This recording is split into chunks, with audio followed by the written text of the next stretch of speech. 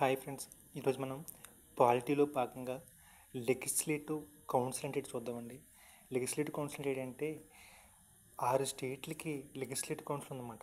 ఇది ఏ ఆర్టికల్తో పనిచేస్తుందంటే 169 article base అయ్యి ఈ లెగిస్లేటివ్ కౌన్సిల్ అనేది పనిచేస్తుందన్నమాట. ఈ 6 స్టేట్స్ అనేది ఏంటంటే బోటం అనేది దీని యొక్క షార్ట్ కట్ అనమాట, అంటే కోడ్ అనమాట.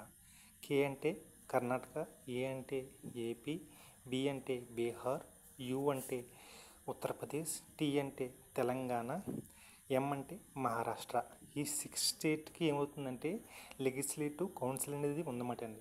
రిమైనింగ్ స్టేట్కి లెగిస్లేటివ్ కౌన్సిల్ లేదండి, ఓన్లీ లెగిస్లేటివ్ అసెంబ్లీ మాత్రమే ఉంది. ఎందుకు రిమైనింగ్ స్టేట్కి లెగిస్లేటివ్ అసెంబ్లీ లేదంటే లెగిస్లేటివ్ కౌన్సిల్ అనేది మ్యాండేటరీ కాదు. అంటే ప్రతి స్టేట్కి లెగిస్లేటివ్ కౌన్సిల్ ఉండాలనేది రూల్ ఏమి కాదు. ఓకే, దీనివల్ల యూజ్ ఏమైనా ఉందంటే స్టేట్ గవర్నమెంట్కి అంత యూజ్ అనేది ఉండదండి. ఎందుకంటే దీనివల్ల స్టేట్ గవర్నమెంట్కి చాలా సర్టెన్ టైం వేస్ట్, అలాగే మనీ బడ్జెట్ కూడా చాలా ఎక్కువ అవుతుంది అన్నమాట స్టేట్ గవర్నమెంట్కి. ఫర్ ఎగ్జాంపుల్గా ఉత్తరప్రదేశ్ కానీ మహారాష్ట్ర కానీ వీటికి ఉన్నా పర్వాలేదు, ఎందుకంటే పాపులేషన్ ఎక్కువ ఉంది కాబట్టి సెకండ్ కౌన్సిల్ స్టేట్ అనేది ఖచ్చితంగా ఉండాలి వీటికి.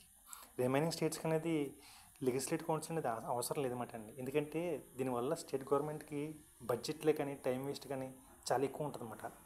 అలాగే రిమైనింగ్ ముందు రాజస్థాన్ కన్నింటికి లెగిస్లేటివ్ కౌన్సిల్ ఉండేదన్నమాట అండి.